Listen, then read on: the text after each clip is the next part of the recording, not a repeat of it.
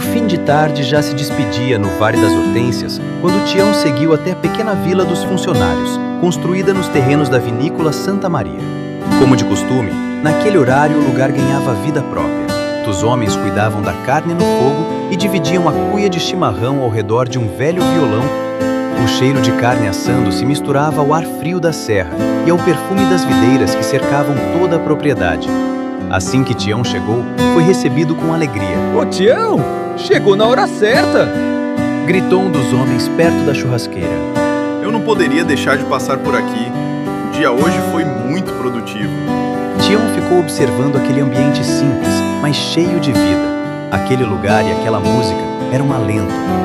Tião recua um pouco até o cercado e pouco depois, Theo se aproximou. Soube que Dona Flora tá toda animada com a chegada da sobrinha. Sim, tá sim. Parece que a doutora chega logo. Engraçado. Eu lembro dela pequena correndo por essas bandas. Mas acho que se ela passar por mim hoje, nem vai saber quem eu sou. Tião assentiu.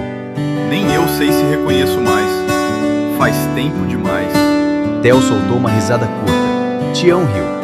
Os dois ficaram alguns segundos observando o movimento da vila, até que Theo abaixou um pouco o tom da voz. Tião, tem uma coisa que eu queria lhe contar. Hoje de cedo, eu vi uns homens de Cosme lá para as terras do lado. Estavam mexendo com os aparelhos, olhando o chão, marcando umas coisas. Tião franziu a testa. Nas terras deles? Era, mas não foi só isso. De madrugada, eu vi umas caminhonetes passando por perto da cerca. Pararam lá naquele terreno mais afastado. Tinha máquina trabalhando. Parecia coisa grande. E eu reconheci a silhueta do Sr. Cosme Viana. Bem, hoje ele cancelou a reunião na Pravale, mas...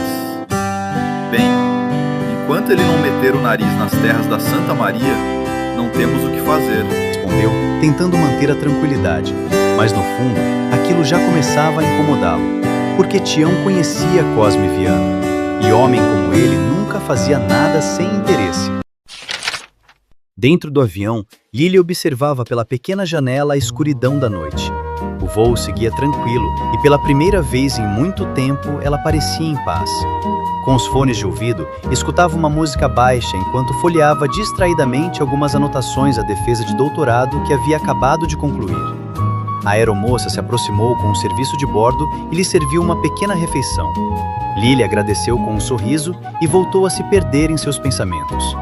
Toda aquela trajetória passava por sua mente. Os anos de estudo, as noites mal dormidas, as pesquisas, as dificuldades, a conquista. Ela fechou os olhos por alguns segundos e então, como um golpe repentino da memória, tudo voltou. Dias antes. Lília chega em seu apartamento no Rio, entrou sorrindo, ansiosa para encontrar o noivo e passar um tempo juntos. Mas, ao abrir a porta da sala, o sorriso morreu. Seu noivo, Vinícius, estava aos beijos com uma das suas alunas no meio da sala. Por alguns segundos, Lília ficou parada e os dois imóveis. O choque tomou conta do ambiente. Lília não disse nada. Deu um passo para trás, sem conseguir acreditar no que via e voltou ao corredor. Vinícius veio atrás dela imediatamente e a aluna sorria com desdém, curtindo o momento.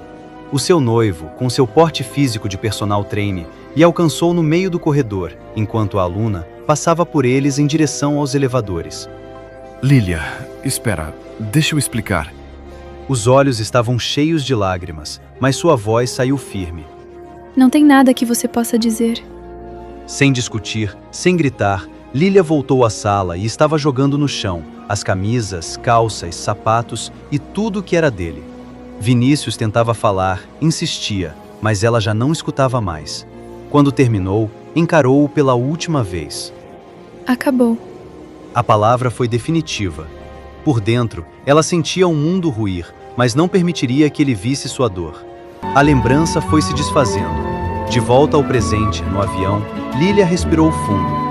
Era estranho como a dor ainda queimava, mas, logo depois, outra memória veio. Dessa vez, leve. O cheiro das videiras, o frio da serra, as férias de infância na vinícola Santa Maria.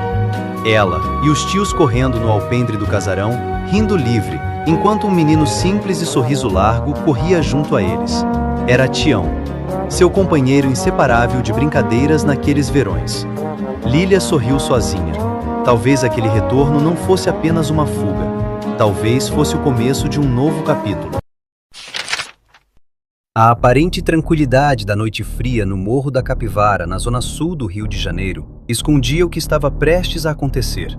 Populares ainda circulavam pelas vielas, alguns bares ainda funcionavam, e muita gente seguia sua rotina sem imaginar que em poucos minutos tudo mudaria. A poucos quilômetros dali, um comboio formado por diferentes frentes da segurança pública avançava em silêncio, sem alarde, subindo em direção ao morro. Blindados, viaturas e agentes fortemente armados seguiam numa operação coordenada, cercando os principais acessos.